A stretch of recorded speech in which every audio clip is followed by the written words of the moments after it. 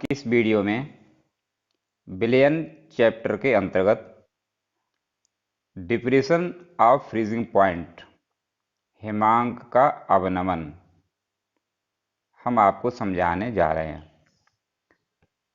हिमांक का अवनमन क्या है, डिप्रेशन ऑफ फ्रीजिंग पॉइंट क्या है एवं इसको ज्ञात करने का बेकमैन एपरेटस मेथड के माध्यम से किस प्रकार से ज्ञात करते हैं, ये पूरा आपको बताया जाएगा।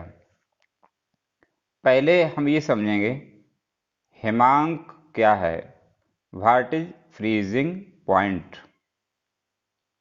किसी द्रव का हिमांक वह ताप है जिस पर द्रव का वाष्प दाब उसकी ठोस अवस्था के वाष्प दाब के बराबर होता है, उसे हिमांक कहते हैं।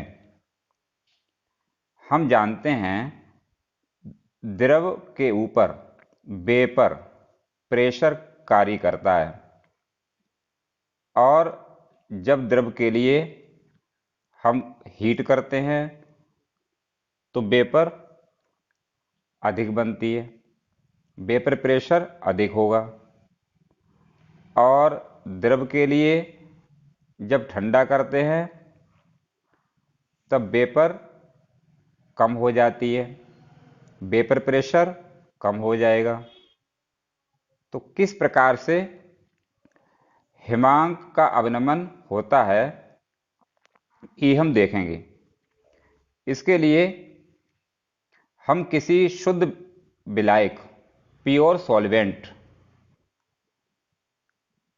का हिमांक ज्ञात करते हैं। इसके बाद प्योर सॉल्वेंट में कोई इम्प्योर सॉल्यूट जैसे वाटर में ग्लूकोज मिलाया, इसे बोलते हैं नॉन वोलेटाइल सॉलिड, अवाष्पशील पदार्थ। बेंजीन है नॉन वोलेटाइल सॉलिड, उसे जब मिलाते हैं तो सॉल्वेंट और सॉल्यूट मिलकर के सॉल्यूशन बनाते हैं। तभी नॉन वोलेटाइल सॉलिड के मिलाने पर उसके फ्रीजिंग पॉइंट कम हो जाता है। तो प्योर सॉल्वेंट का फ्रीजिंग पॉइंट और नॉन वोलेटाइल सॉलिड को मिलाने पर इम्प्योर या सॉल्यूशन का फ्रीजिंग पॉइंट ज्ञात करते हैं और दोनों के डिफरेंस को हम कहते हैं हिमांक का अवनमन, डिप्रेशन ऑफ फ्रीजिंग पॉइंट। अगर प्योर सॉल्वेंट का हिमांक हम T0 और सॉल्यूशन का हिमांक T मान लें तो इनका डिफरेंस हो जाएगा T0 minus T equal delta TF। इसे हम कहेंगे हिमांक का अवनमन। आइए अब देखते हैं किस तरह से बेकमैन एपरेटस हमारा वर्क करता है। इसमें फ्रीजिंग पॉइंट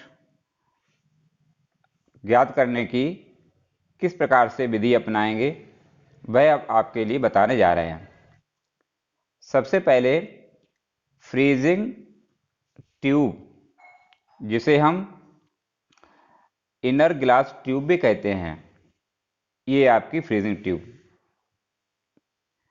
फ्रीजिंग ट्यूब के अंतर्गत बेकमैन थर्मामीटर, स्टायरर या बिलोडक और प्योर सॉल्वेंट, ये सभी चीज़ें इसमें लगाते हैं।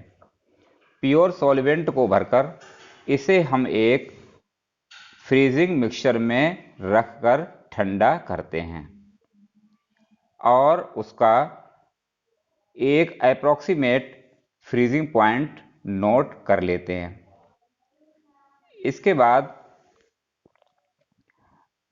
सॉल्वेंट के लिए मेल्ट करके फ्रीजिंग ट्यूब को पुनः फ्रीजिंग मिक्सचर में ठंडा करते हैं।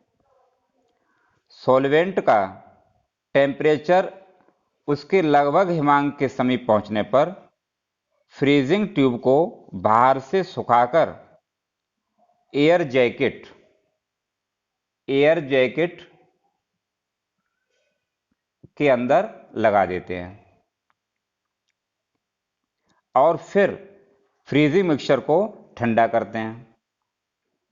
विलायक का टेम्परेचर उसके अप्रोक्सीमेट फ्रीजिंग पॉइंट से लगभग 0.5 डिग्री सेंटीग्रेड नीचे हो जाने पर सॉल्वेंट को स्टायरर की हेल्प से तेजी से हिलाते हैं।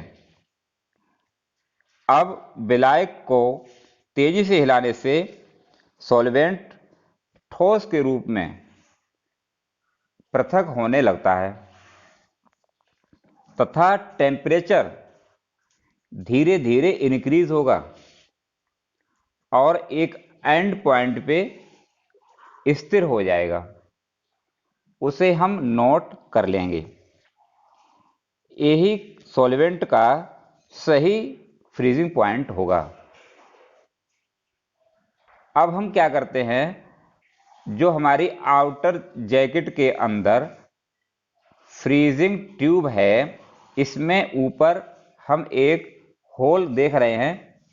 इस होल के माध्यम से इसे बाहर निकाल लेते हैं और होल के माध्यम से हम कोई नॉन वोलेटाइल सॉलिड इसके अंदर ऐड कर देंगे। फिर हम पुनः उसी प्रकार से, उसी मेथड से इसका भी फ्रीजिंग पॉइंट ज्ञात कर लेंगे।